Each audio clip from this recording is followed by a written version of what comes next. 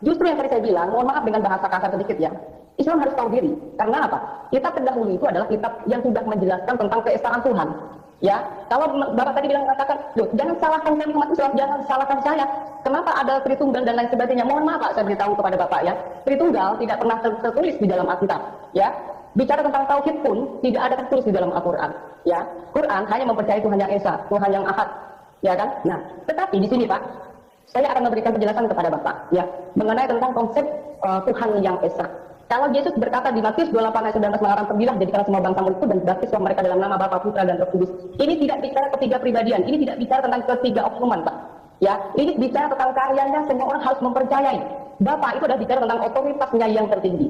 Ya, dan sementara putra atau anak, ya ini bicara Tuhan yang merendahkan diri. Ayatnya di mana? Ada ayatnya Pak. Ya, di Yohanes 1 ayat 14 sudah memberikan penjelasannya bahwa firman itu telah menjadi manusia. Nah, firman inilah yang disalahpahami juga oleh Muslim bahwa firman adalah ciptaan. Padahal di dalam Quran sendiri firman bukanlah ciptaan. Ya, di Yohanes 1 ayat 1 memberikan firman itu siapa? Firman itu adalah Allah itu sendiri. Lalu firman yang kedua, di ayat yang kedua yang mengatakan, dan yang ketiganya mengatakan, segala sesuatu justru diciptakan dari firman itu sendiri. Ya, bisa disimpulkan dari ayat ke-14-nya bahwa firman itu menjadi manusia. Artinya firman atau kitab itu, ibu itu bernuzul, ya, bernuzul sebagai manusia, Yesus, lalu menyampaikan perkataannya dari surga kepada para muridnya sebagai saksi mata. Ya, ada pernyataan fakta bahwa Yesus disalib. Tiba-tiba di dalam Quran ada penyangkalan yang luar biasa bahwa Isa katanya tidak disalib, tetapi diserupakan. Salam saudara-saudara yang diberkati oleh Tuhan. Berjumpa kembali bersama dengan saya di channel ini. Bagaimana kabar kita semua? Saya berdoa kabar kita selalu baik-baik saja dan diberkati oleh Tuhan Yesus Kristus. Saudara, video kali ini kita akan mendengar debat seru antara Ibu Fatimah dengan Egy Sujana. Dan kita tahu selama ini seorang Egy Sujana yang melaporkan orang Kristen, yang mana orang Kristen dikatakan bertuhankan tiga, dan itu tidak sesuai dengan undang-undang. Bahkan seorang Egy Sujana mengatakan bahwa hanya agama Islamlah yang memiliki Allah yang Esa. Dan kita akan dengar cuplikan videonya. Seperti apa videonya? Langsung kita tonton perdebatan seru antara Ibu Fatimah dan Egy Sujana. Berikut videonya. Nah, di dalam Quran itu, contohnya ya di surat Al-Maidah 46, di Al-Maidah lagi 47, dan seterusnya banyak sekali ayat bertaburan bahwa Taurat, Zabur, dan Injil adalah kitab yang dibenarkan oleh Allah dalam versi sesembahannya Muslim. Kan begitu ya Pak ya? Nah, jadi pertanyaan saya, apakah yang disembah orang Yahudi dan Nasrani dan Islam ini berbeda Pak? Antara Yahudi dan Nasrani? Dan Islam? Jadi iya dong, kategorinya kalau Islam kan kepada Allah dan Rasulnya, bersahadat, asyhadu an la ilaha illallah wa asyhadu anna Muhammad Rasulullah. Itu komunitas Muslim. Yang tidak begitu tentu bukan Muslim, gitu loh. Jadi kategori yang dimaksud ibu itu kan sepertinya menggugat atau mengkritisi lah ya, bukan menggugat, mengkritisi kan Taurat, Zabur, Injil dan Al-Quran.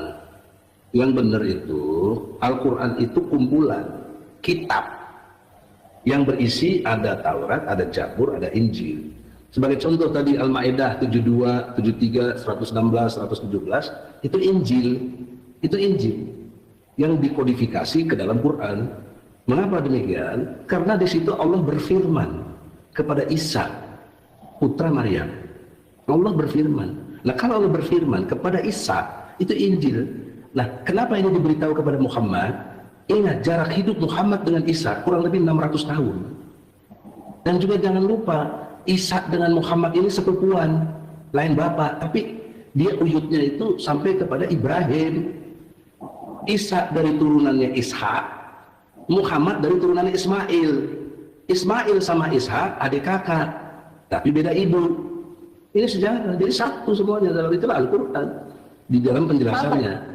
Nah, jadi dengan pengertian ini, bayangkan dulu sebentar, 600 tahun lebih jaraknya itu, kok bisa ada dokumentasi atau istilahnya berkas-berkas atau wahyu kalau buat kita sampai kepada Muhammad, kalau bukan satu kemukjizatan dan kemutlakan absolutnya dari Allah. Karena ini melampaui dimensi ruang dan waktu yang secara pikiran sederhana nggak mungkin kalau bukan wahyu.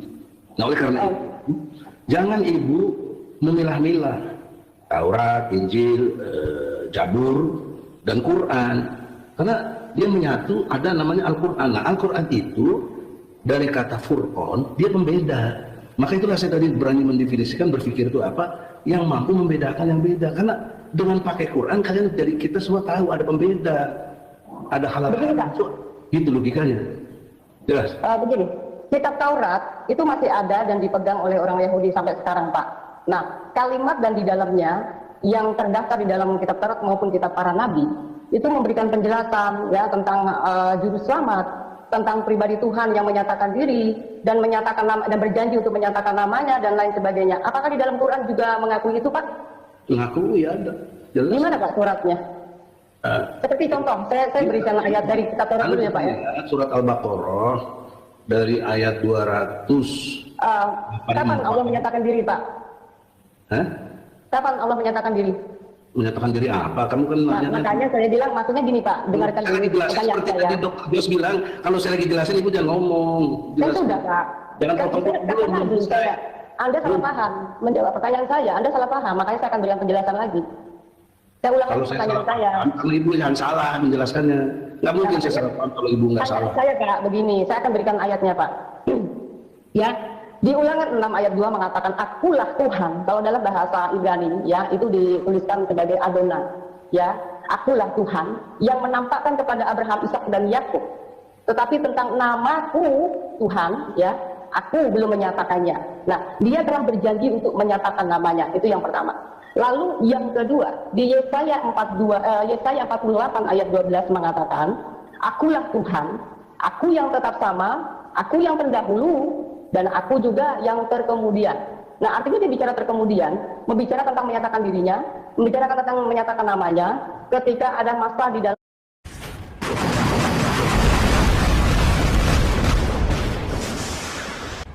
dalam perjanjian baru. Apakah di dalam Quran juga mengakui bahwa dia datang sebagai yang terkemudian, Pak?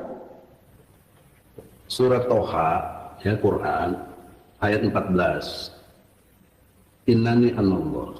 Kan tadi di dalam penjelasan Ibu belum disebut namanya.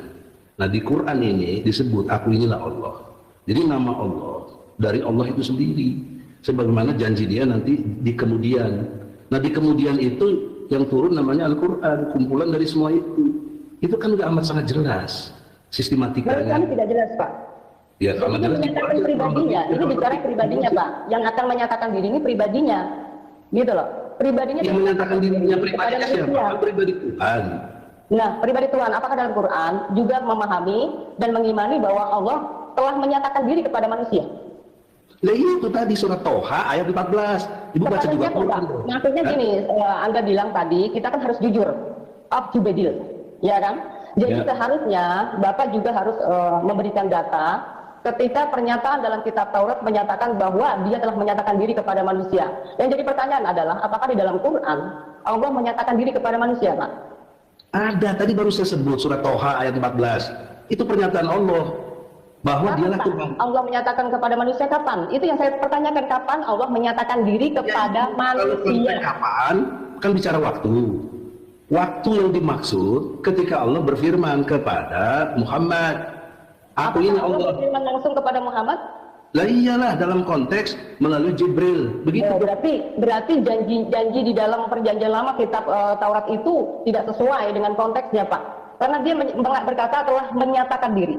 Akulah yang tetap sama, aku yang terdahulu dan aku juga yang terkemudian.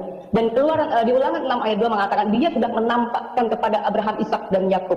Sementara Allah Subhanahu wa taala tidak pernah menyatakan diri kepada manusia. Nah, ini berarti yang saya maksud Allahnya yang disembah Musa dan juga Allahnya yang disembah Muhammad adalah beda pribadi, Pak. Nah, ini bagaimana dong? Sementara ada konteks di dalam Alkitab terdaftar dan tertulis secara jelas bahwa Quran telah membenarkan kitab terdahulu. Nah, ini kan bertentangan, Pak.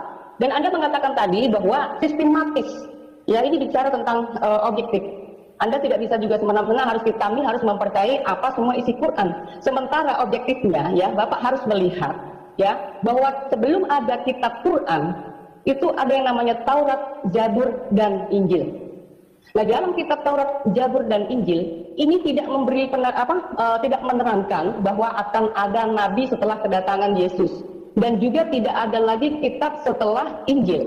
Nah, makanya sebagai orang Kristen saya mempertanyakan, kenapa di dalam Quran ini mengkait-kaitkan Taurat dan Injil sebagai kitabnya orang Israel, lalu disimpulkan menjadi kitab Quran yang notabene adalah bertentangan. Contoh ya Pak, yang saya akan berikan bertentangan ya. Tadi contoh seperti Al-Baqarah ayat 102 kalau nggak salah ya. Nah ini menyatakan bahwa Kristen dan Yahudi itu telah memberikan pengajaran kepada umatnya untuk membenci kepada umat Islam sampai dipaksa harus meyakini Taurat dan Injil. Nah ini kan nggak sesuai Pak. Ya, sementara dalam perintahnya Yesus menyatakan di Matius 28 ayat 19 ya, di situ hanya memberikan tugas, pergilah, jadikanlah semua bangsa muridku, kan gitu ya Pak ya. Nah dalam konteks Islam adalah berdakwah. Dakwah itu tidak boleh dipaksa, tetapi memberitakan. Nah berita itu boleh bebas seperti katakan Pak Joshua Tewu tadi, boleh diterima dan boleh tidak. Karena Pak, di dalam kekristenan tidak ada ayat yang menyatakan untuk memerangi atau memaksa.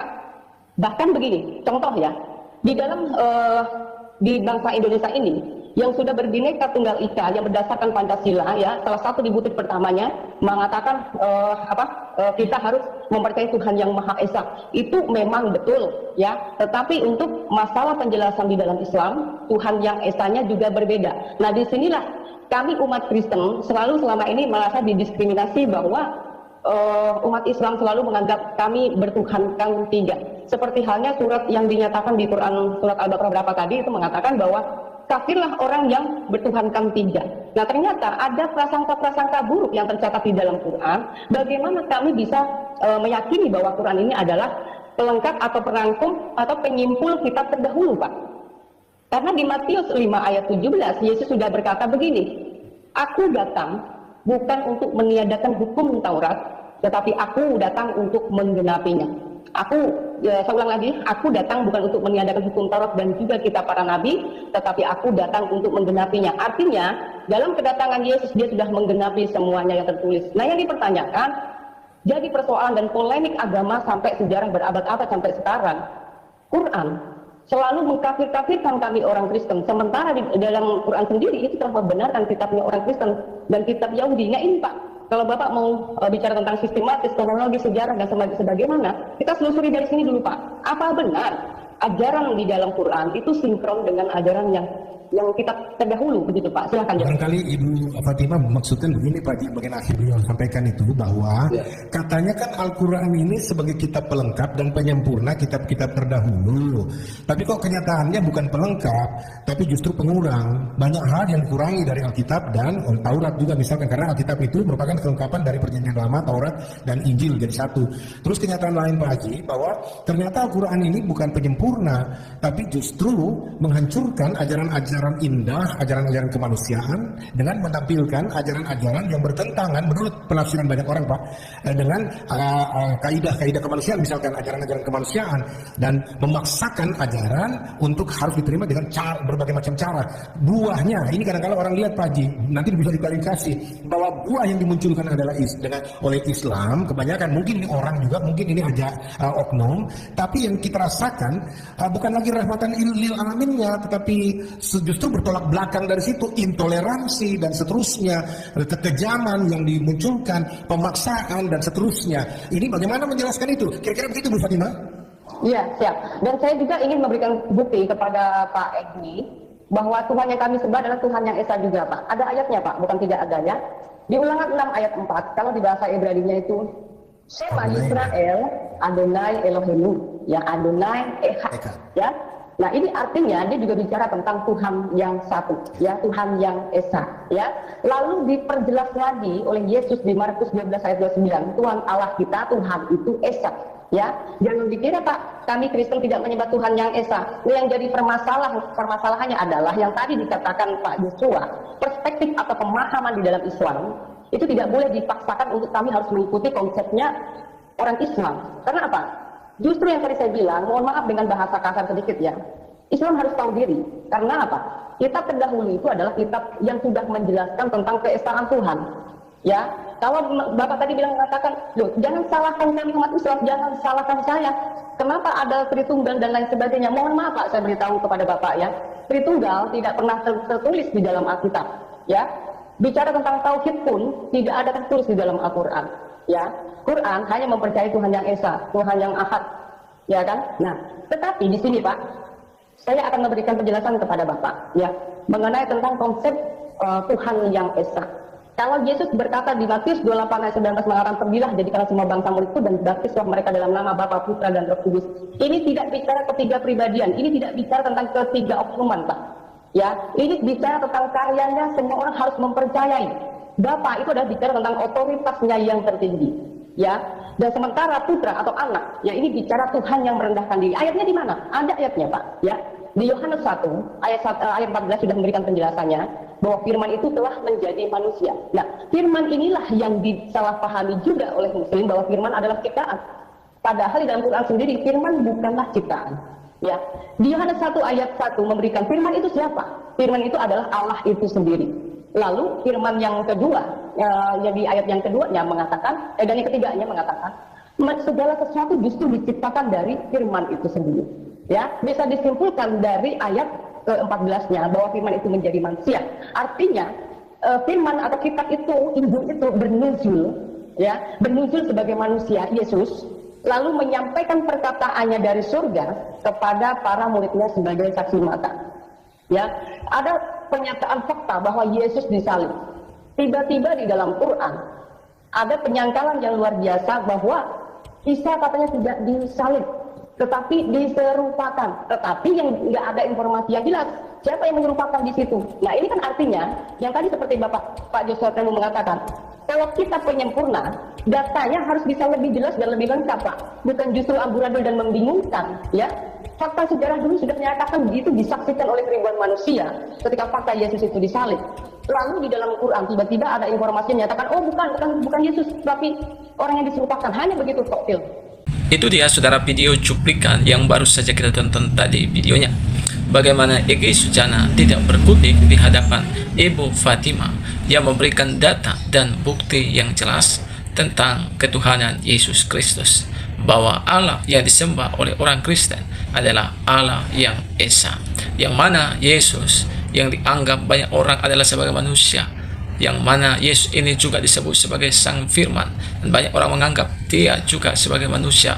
Nah teman-teman, memang Yesus ketika dia waktu di bumi ini, dia adalah Allah 100%, tetapi juga dia adalah manusia 100%. Itu sebabnya dikatakan dalam Yohanes 1 ayat 1, pada mulanya adalah firman.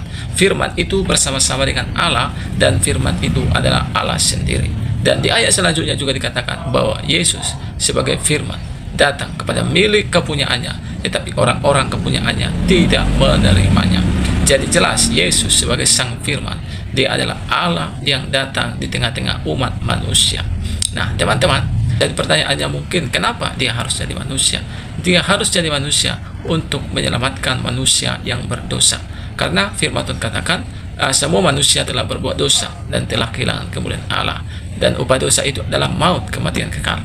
Tetapi karunia Allah ialah hidup yang kekal di dalam Yesus Tuhan kita. Itu sebabnya Yesus ini adalah Allah yang sempurna, Allah yang tidak sedikit pun melakukan dosa dan kesalahan. Itu sebabnya Pontius Pilatus mengatakan bahwa Yesus itu sempurna, tidak ada satu kesalahan pun dalam dirinya, sehingga orang ini harus disalibkan. Nah teman-teman yang diberkati oleh Tuhan, mungkin hanya itu yang bisa saya bagikan bagi kita semua. Jadi biarlah kiranya video yang saya bagikan ini boleh memberkati, menambah pengetahuan dan wawasan kita. Tuhan memberkati kita. Shalom.